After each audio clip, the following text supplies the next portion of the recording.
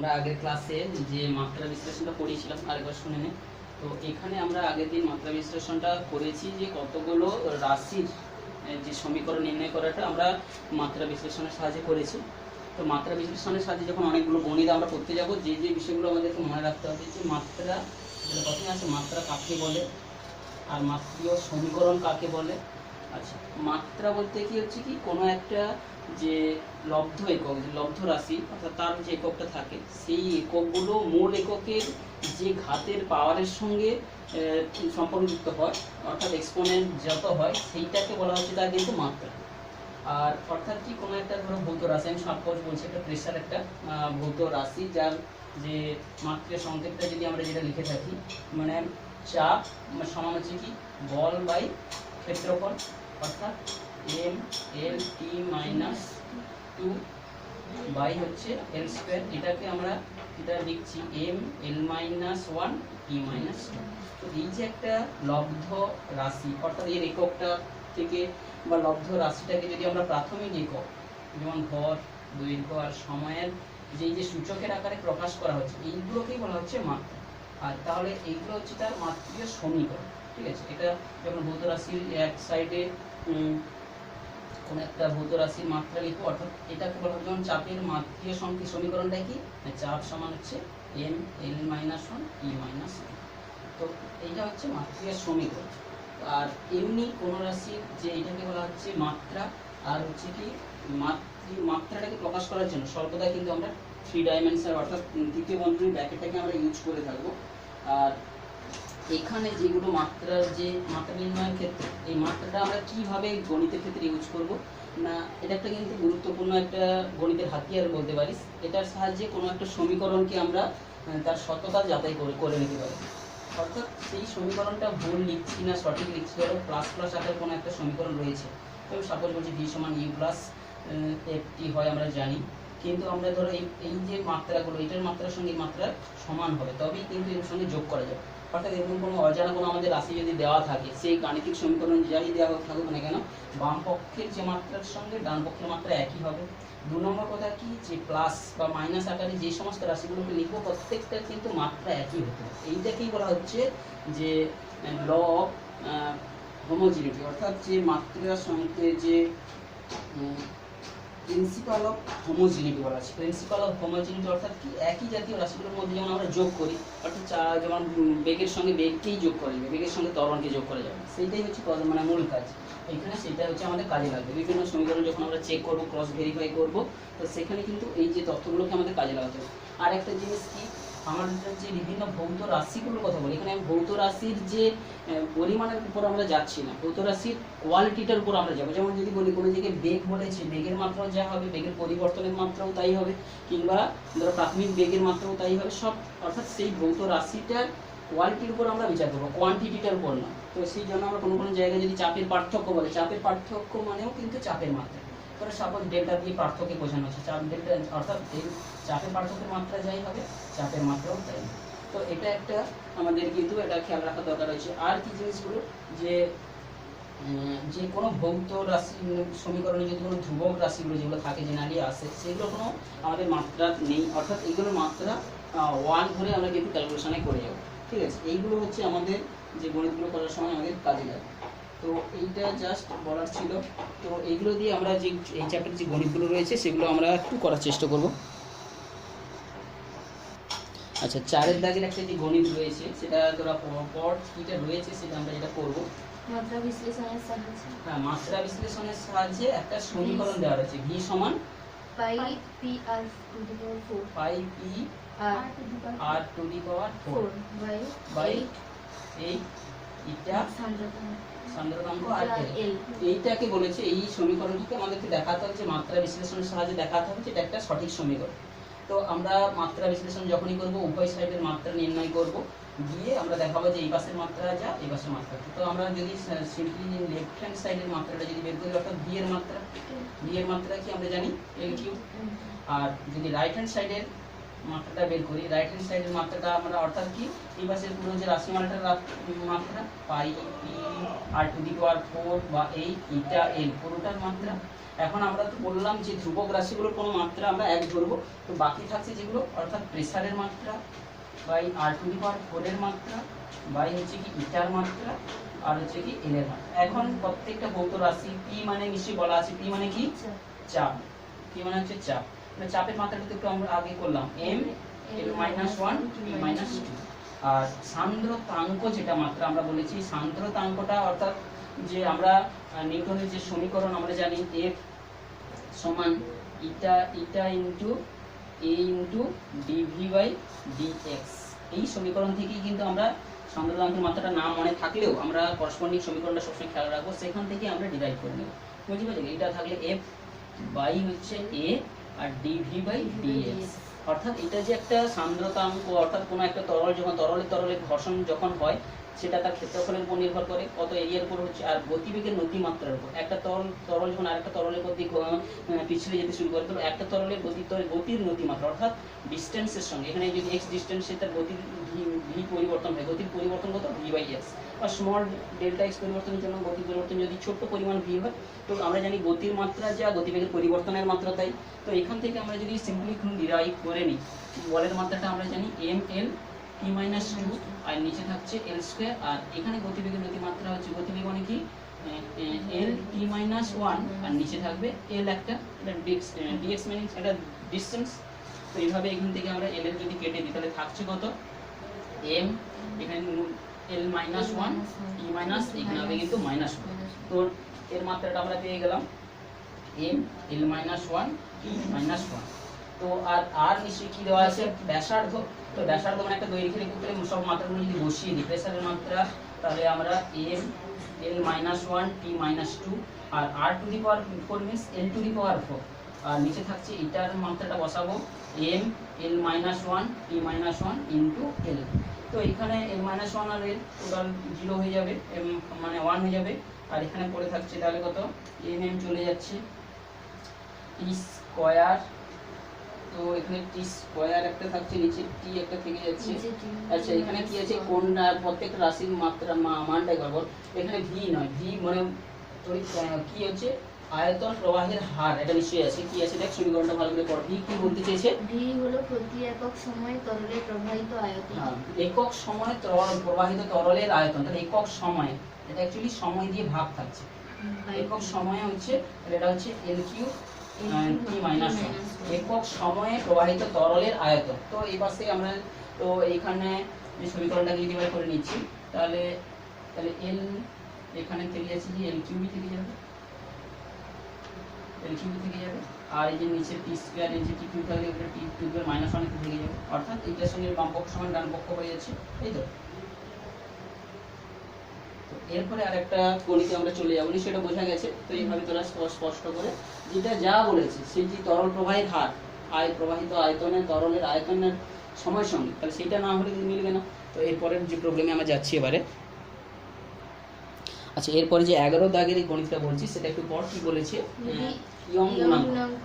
হ্যাঁ ইয়ং গুণাঙ্ক সমান কি বলেছে, y সমান পীড়ন বাই বিকৃতি হয়, পীড়ন বাই বিকৃতি।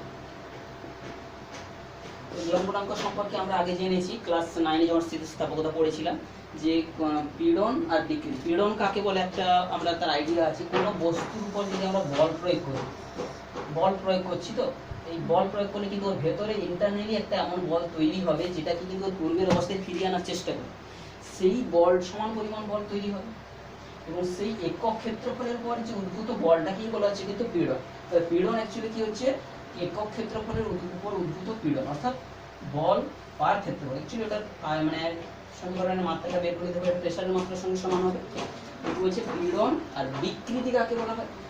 আমরা সাপোজ একটা ছোট তারকে এইভাবে ঝুলিয়ে রেখেছি, এই তারের যা দৈর্ঘ্য ধরো সাপোজ ক্যাপিটাল এল ছিল, তো এখন এই তারটা থেকে যদি আমি একটা হুক করে কিছু একটা বাটখারা ঝুলিয়ে দিই, ভারী বাটখারা, তাহলে কি এই তারটা কি সেম দৈর্ঘ্যে থাকবে, সামান্য একটু বেড়ে যাবে। যে প্রাইমারি যে দৈর্ঘ্যটা এল ছিল আপাতত সামান্য একটা ডেল্টা এল আমি বলছি বৃদ্ধি পাবে, বা স্মল এল একটা বৃদ্ধি পাবে। এই যে দৈর্ঘ্যের বৃদ্ধি আর প্রাথমিক দৈর্ঘ্যের অনুপাত থেকে বলা হয় বিকৃতি। অর্থাৎ ধরো সাপোজ স্মল এল বৃদ্ধি হয়েছে, বা এখানে ডেল্টা এল বলেছি, ডেল্টা এল বৃদ্ধি হয়েছে, মূল এল। তাহলে এইটার আমাকে বলেছে কি যে মাত্রা বের করতে হবে। তো এখানটায় বোঝা গেছে। তাহলে এখানে সবগুলো মাত্রা বের করবো আমরা। নিশ্চয়ই বলের মাত্রাটা, বল কি হবে বলের মাত্রাটা, এটা একটু বলের মাত্রা জানিস, m l e -2 আর নিচে l স্কয়ার বা অল টু দি -2 লিখে দিচ্ছি। আর ডেল্টা l মানে এর মাত্রাও l, আর দৈর্ঘ্য পরিবর্তনের মাত্রাও l, আর l এর মাত্রাও l। তাহলে l থাকছে না, আর এখানে থেকে যাচ্ছে m l -1 t -2। তাহলে ইয়ং গুণাঙ্কের যদি মাত্রা বের করতে বলে, অর্থাৎ ইয়ং গুণাঙ্কের মাত্রা যদি লিখতে বলে, তো আমাদের উভয় পক্ষের মাত্রা এভাবে থার্ড ব্র্যাকেট দিয়ে আমরা ইয়ং গুণাঙ্কের মাত্রাটা লিখতে হচ্ছে যে এইটা। তো এটা হচ্ছে ইয়ং গুণাঙ্কের মাত্রিয় সমীকরণ। বুঝা গেছে, যেখানে m এর মাত্রা 1, l এর মাত্রা -1, এর মাত্রা -2। আর একটা যে প্রবলেম বলছিস কত থাকে শর্ট কোশ্চেনের কত থাকে, এটা 2 থাকে শর্ট কোশ্চেন।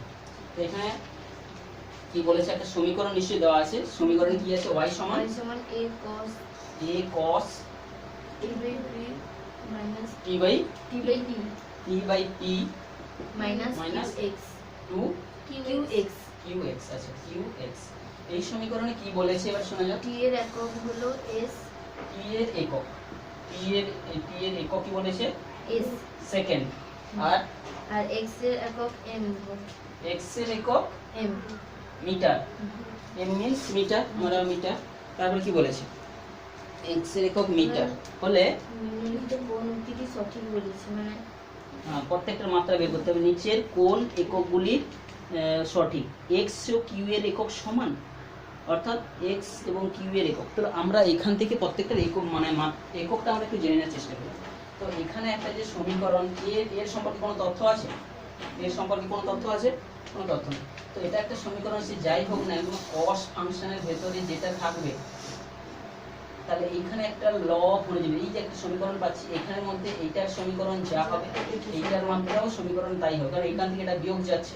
তাহলে t এর একক যদি এখানে সেকেন্ড বলেছে, আর x এর একক এখানে মিটার বলেছে, নিশ্চয়ই এখানে যা একক হবে এখানেও তাই একক হবে। তো এখানে একটা সেকেন্ড আছে, আর এখানে এটা হচ্ছে মিটার আছে।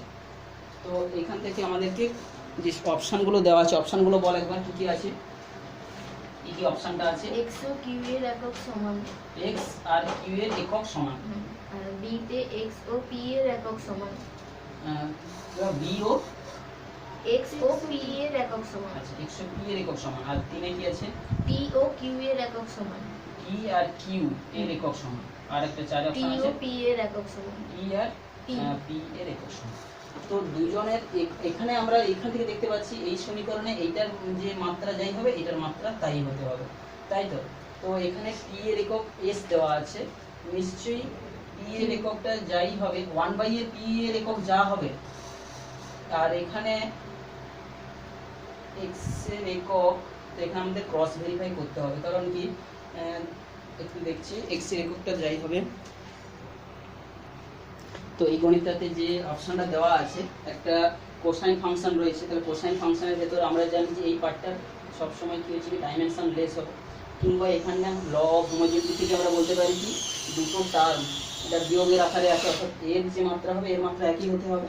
তো এখন প্রত্যেকটা অপশনকে একবার যদি আমরা যাচাই করে নিই, তো এই মাত্রাটা মাত্রা সমান হবে বলে আমরা এখানে লিখেছি p/p সমান q/x। এবার প্রত্যেকটা মাত্রা যদি আমরা যাচাই করি q আর x এর মাত্রা একই হবে। যদি ফার্স্ট অপশনটা বসি q আর x, q আর এই x এর মাত্রা যদি একই লিখি, তাহলে x এর মাত্রা তো মিটার দেওয়া আছে, অর্থাৎ p/p সমান m²। এটা হওয়া সম্ভব নয়, দুটোর মাত্রা যদি m² হয়ে যায়, কারণ এখানে একটা ধ্রুবক রাশি হতে হবে।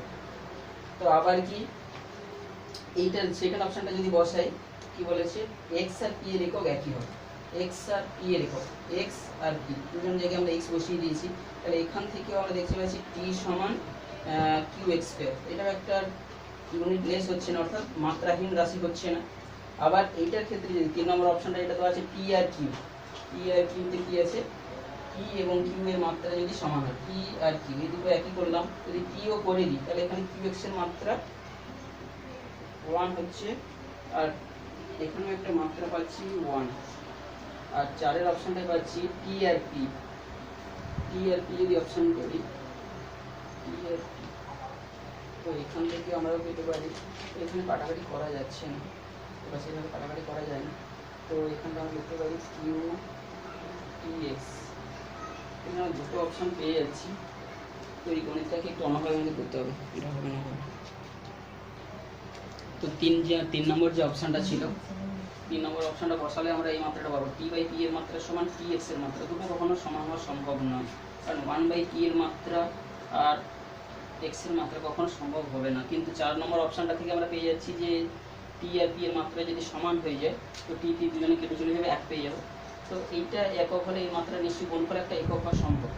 তো এখান থেকে আমরা কিন্তু, কারণ দুটো এখানটায় এক্স আর কি 1 বাই পি ছিল, নিশ্চয়ই আলাদা কোয়ান্টিটি, এদের মাত্রা কখনো সমান হওয়া সম্ভব নয়। কিন্তু এখানে দুজনের গুণফলের মাত্রা কিন্তু সমান হতে পারে, এখানে যে টার্মটা আসবে। 4 অপশানটা ঠিক হবে।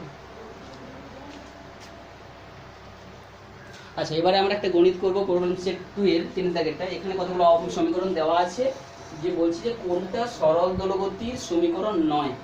তো সরল দোলগতির সমীকরণ নয়, যেখানে এটাকে কি বোঝাচ্ছে এবার বল। এটাকে বিস্তার বলেছে, কি বলেছে? বস্তু কণাটি সর্বোচ্চ সরণ। সর্বোচ্চ সরণ বা একে বিস্তার বলা হয়। আমি সরণ বিস্তার ছোট থেকে লিখেছি। আর স্মল টি কে কিছু বলেছে, বা না, ক্যাপিটাল ডি কে বস্তু কণাটির দোলনকাল। ভিটা বস্তু কণার বেগ। ভিটা হচ্ছে বস্তু কণার বেগ, ভি সমান হচ্ছে বেগ। আর স্মল টি টা নিশ্চয়ই টাইম, সময়। এটা তো এই যে সরল দোলগতি হতে গেলে একটা অবশ্যই কোসাইন বা সাইন ফাংশন হতে হবে। কি বলছি বোঝা গেল?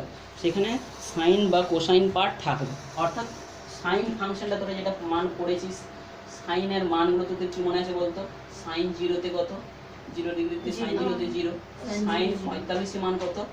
1/√2। Sine function 45। তারপরে সাইন ধরো 60 আছে, সাইন 60 তে মান কত? √3/2। আর সাইন যে 90 তে 1, অর্থাৎ আমার সাথে 30 আছে না, 30 তে মান হচ্ছে 1/2, তাই তো?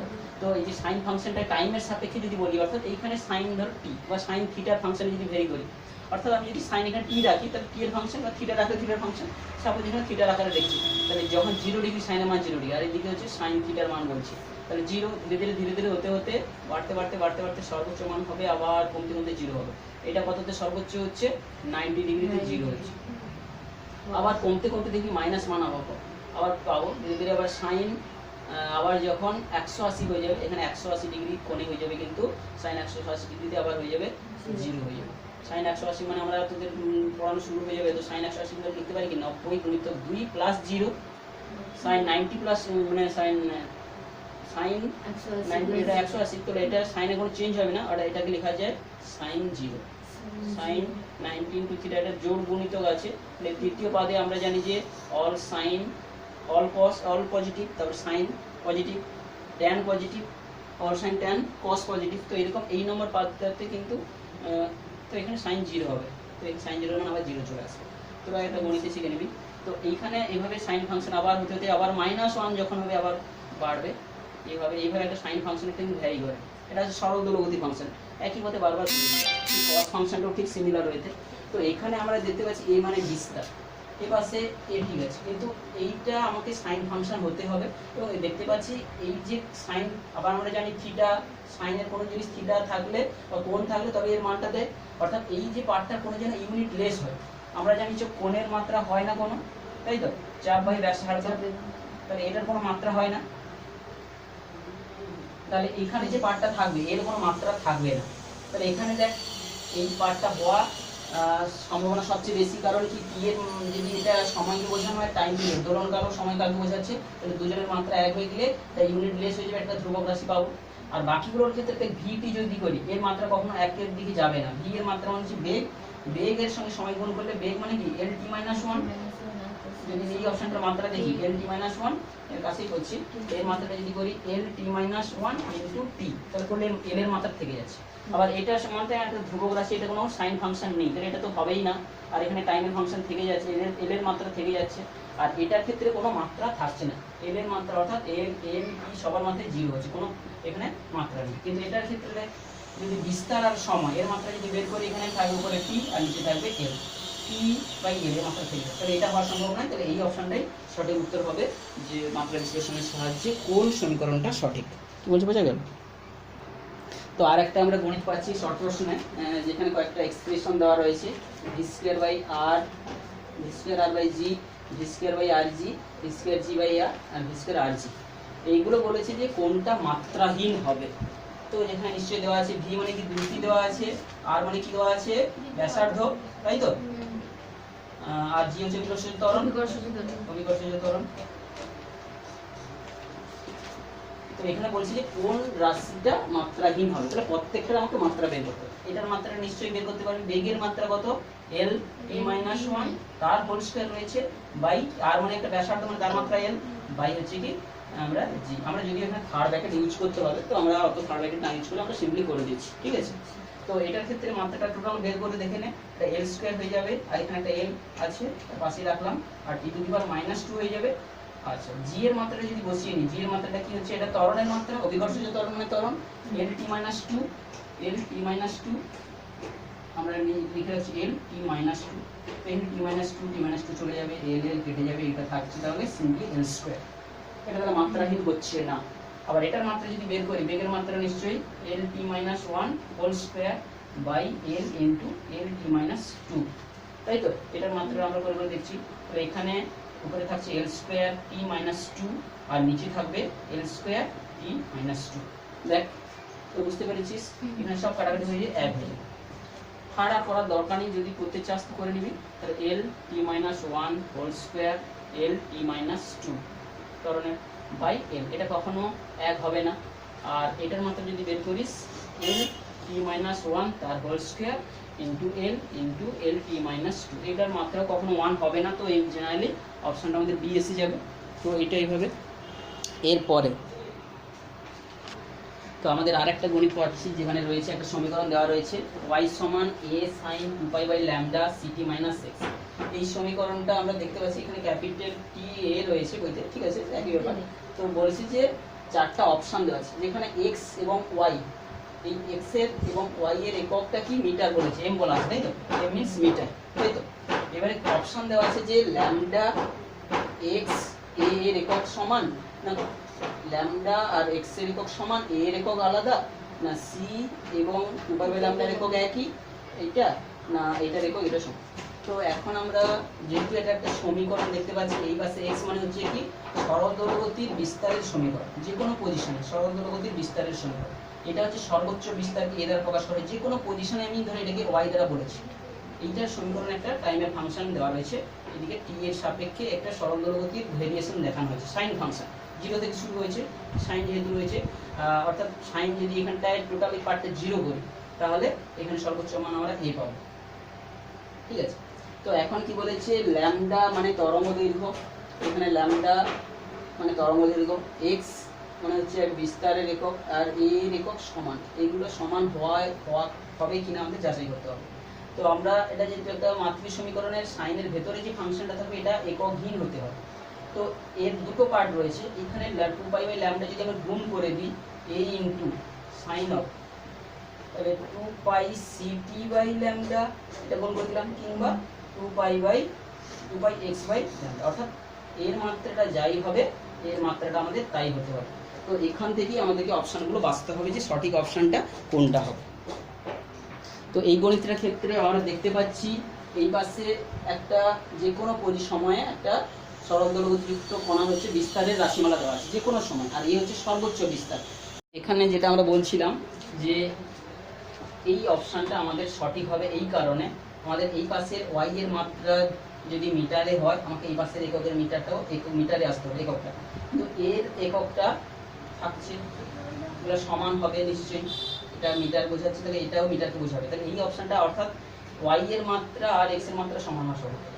আর এই যে ভেতরের মাত্রাটা আমি যদি যাচাই করি, 2 নম্বর অপশানটা ল্যামডা আর এক্স এর মাত্রা একই, ল্যামডা এবং এক্স এর মাত্রা একই, তাহলে এই দুটো যদি দেখি এখানে মাত্রা এটা থাকবে না, তাহলে 2 একটা ধ্রুবক রাশি হয়ে যাবে।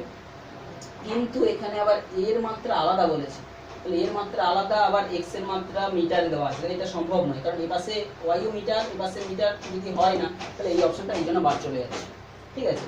আর সি এবং 2 পাই এর একক যদি সমান হয়, এই সি আর ধরো 2 পাই বাই ল্যামডা, তাহলে C by R C R 2 pi by lambda এককটা যদি সমান হয়, তাহলে একটা যদি একক যদি সমান হয় তাহলে কিন্তু এখানে টোটাল ইউনিট প্লেস হবে না, মাত্রাহীন হবে না, থেকে যাবে। তো আবার এটা সি টি মাইনাস এক্স আর 2 পাই বাই ল্যামডা সমান, সি টি মাইনাস এক্স আর 2 পাই বাই ল্যামডা যদি সমান থেকে যায় তাহলে এখানে একটা মাত্রা থেকে যাবে, এই অপশনটাও হবে না। C R 2 pi by lambda, C R 2 pi by lambda এরকম যদি সমান হয়ে যায় এখানে, তাহলে এটার মাত্রাগুলো সব থেকে যাবে, এটাও হবে না, এই অপশনটাও হবে না। ল্যামডা এক্স এর একক সমান, ল্যামডা আর এক্স এর একক সমান, এই দুটো হলে এখানে একটা ধ্রুবক রাশি পাচ্ছি, ঠিক আছে, কিন্তু এখানে বলেছে এ এর একক আলাদা। এ এর একক আলাদা মানে এটা মিটারের একক নয়, কিন্তু এক্স ওয়াই এর একক মিটারে বেরোবে, তাহলে এই অপশনটা হওয়া সম্ভব নয়, একমাত্র এই এককটা এটা সমান, এই অপশনটা আমরা পাচ্ছি, ঠিক আছে। আমরা মাত্রা বিশ্লেষণ থেকে আরেকটা গণিত পাচ্ছি, শর্ট প্রশ্ন পড়েছে যে x সমান টি টি মাইনাস 1 কিউ ইন্টু টি। তো f এখানে বল বলা আছে, টি হচ্ছে সময় বলা আছে, আর এই টিটার এককটা কি হবে চারটা অপশন দেওয়া রয়েছে, সেটা বের করতে হবে। তো এটা একটা সমীকরণ, এই পাশে যদি বল হয়, টি মানে যদি বল হয়, তাহলে বলের এই পাশে যদি মাত্রার সমীকরণ থেকে আমরা জানি কি সমমাত্রার নীতি থেকে, এই পাশে যদি এটা বল হয় তাহলে এটাও বলের মাত্রা হবে, এটাও বল হবে, এটাও বল হবে। তো এখানে বল হতে গেলে, তো এই ক্ষেত্রে যে তাহলে বলের মাত্রাটা আমরা বল হতে গেলে তো পি, তো আমরা জানি বল সমান পি ইন্টু পি মাইনাস 1 আছে, এটাকে আমি লিখতে পারি পি বাই টি, অর্থাৎ পিটা সমান কি হবে বল গুণিতক সময়। বলের সঙ্গে সময় গুণ করলে কি হয় আমরা জানি ঘাত হয়, ঘাত। তো এখানে কি কোন অপশনটা আছে আমাদের, ঘাত আছে অপশন, হ্যাঁ আচ্ছা। তো বল ইন্টু সময় আছে, তাহলে বলের মাত্রাটা আমি এখানে পি এর মাত্রাটা বের করে নিচ্ছি, তাহলে বলের মাত্রা কত M L T minus 2 into T, তাই তো, এম এল টি মাইনাস 1 এটা পাচ্ছি, তাহলে এটার মাত্রাটা এখানে পেয়ে যাচ্ছে। আর এবার যে চারটা অপশন দেওয়া আছে, কি কি চারটা অপশন দেওয়া আছে, যে চারটা অপশন দেওয়া আছে যে কোন উত্তরটা সঠিক হবে পি এর মাত্রাটা,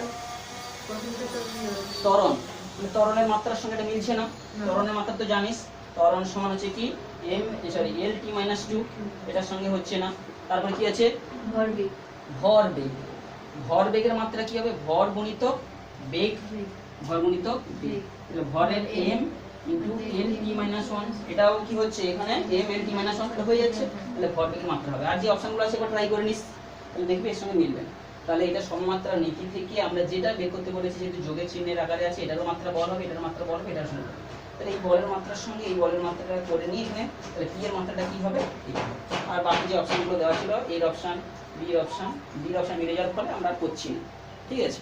তো এরপরে প্রবলেমটা কি রয়েছে, তো আমরা এবারে বিভব প্রভেদের একটু মাত্রা দিয়ে একটা প্রবলেম রয়েছে। বিভব প্রভেদ,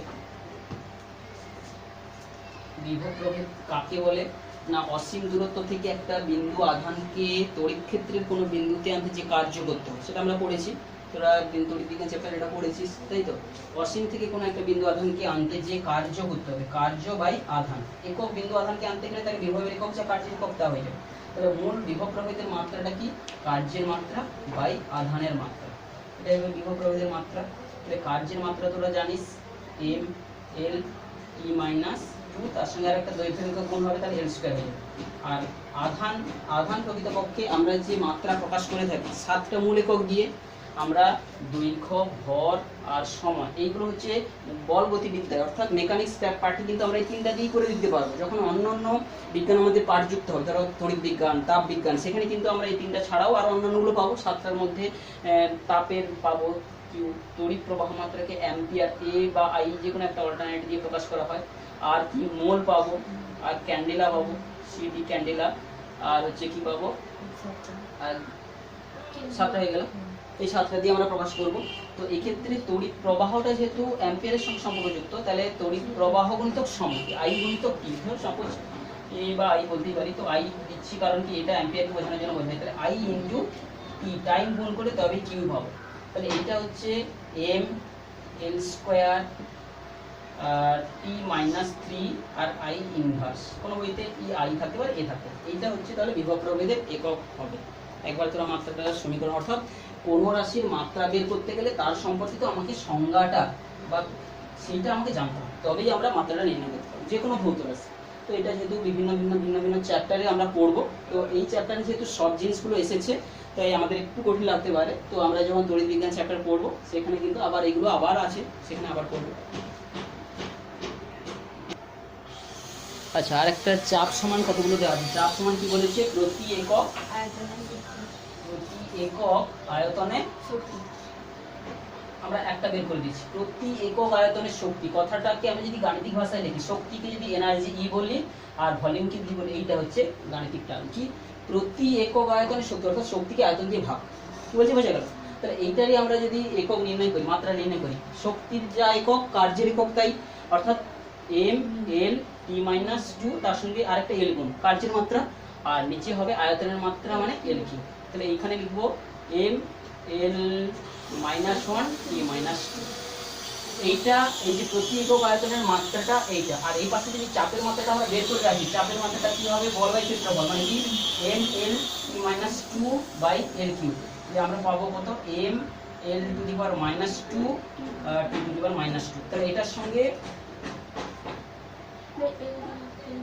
চাপ সমান বল বাই ক্ষেত্রফল বলছি, বল বাই L square L minus one. তাহলে এটার সঙ্গে মিলে যাচ্ছে।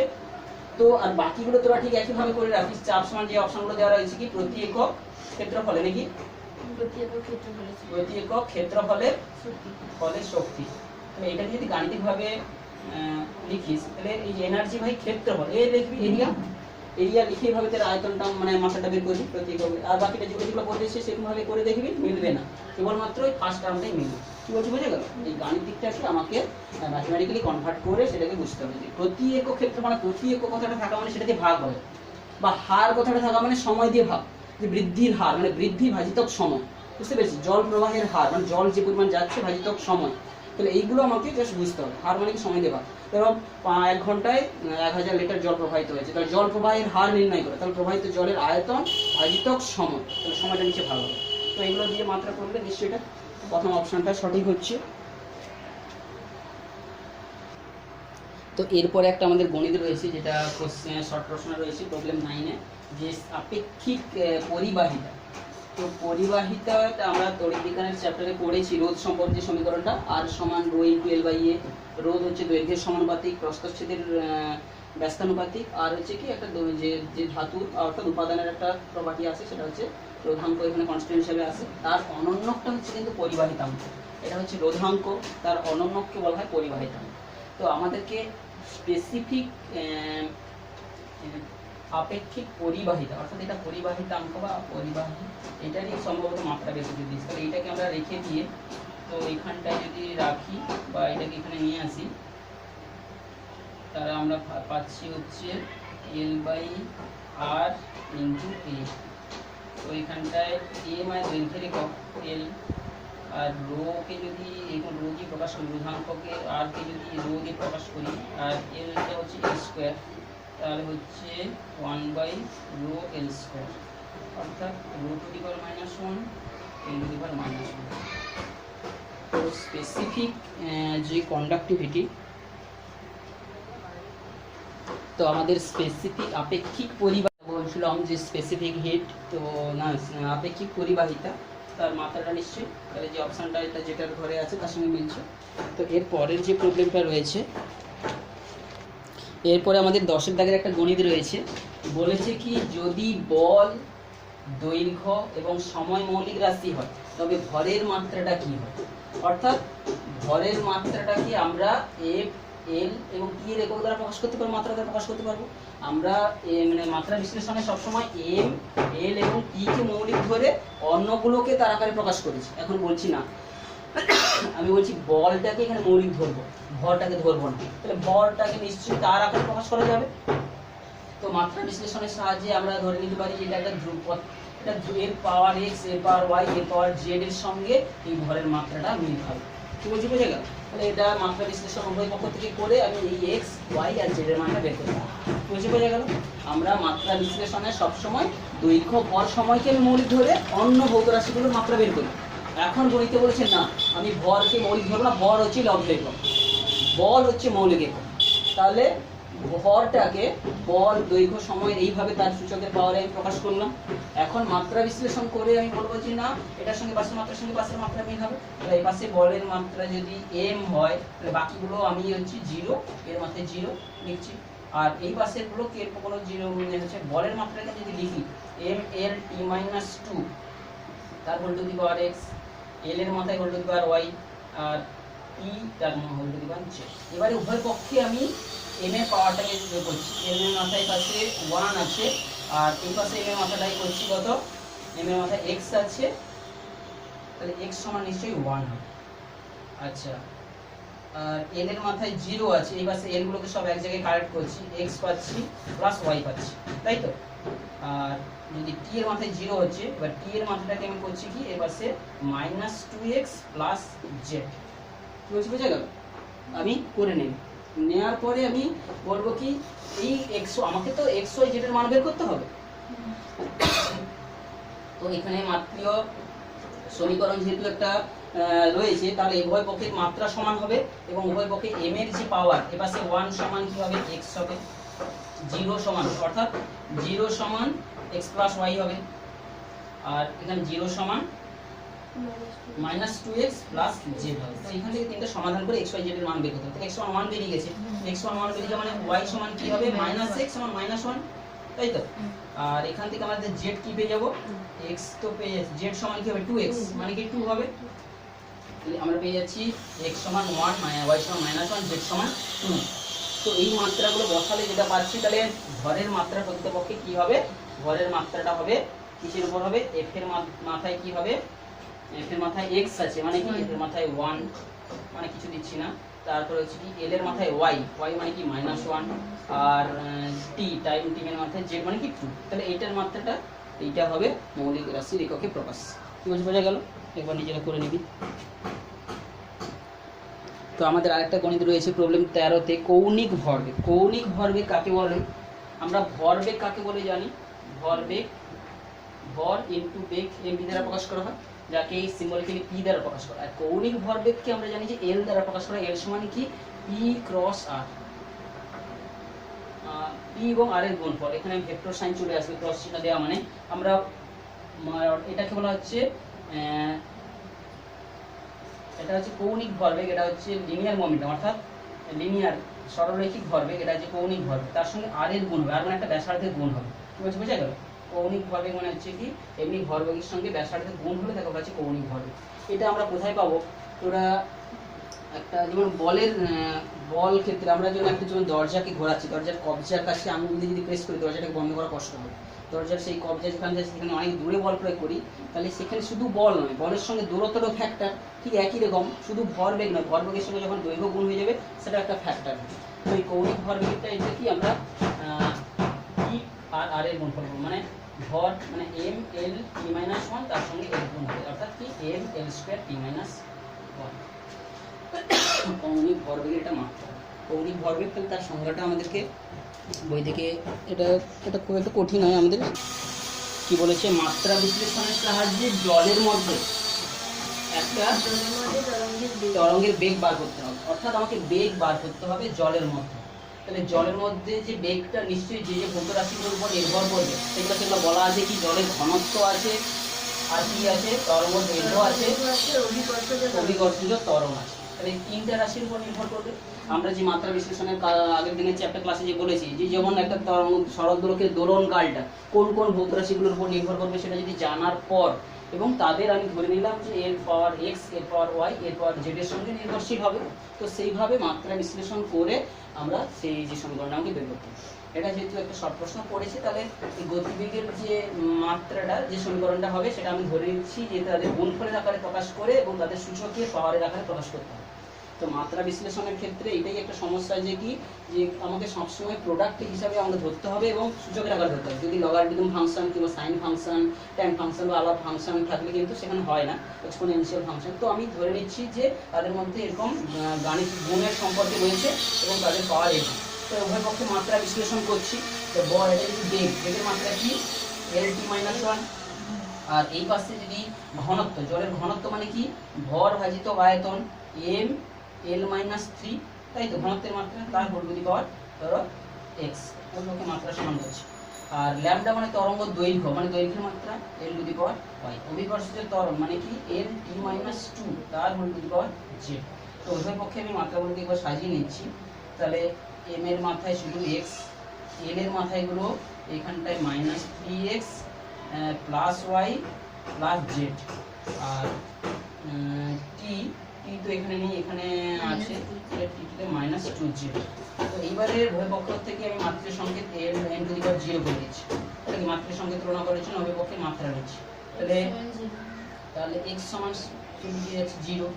এবারে এল এর মাথায় যেটা পাচ্ছি তাহলে কি ওয়ান সমান জিরো সমান এর পাশে দুটোর সঙ্গে পাশে নিচ্ছি, জিরো সমান অর্থাৎ এক্স সমান জিরো, আর এর পাশে ওয়ান সমান এই পাশে থেকে minus three X plus Y plus Z. বুঝে বোঝা গেল?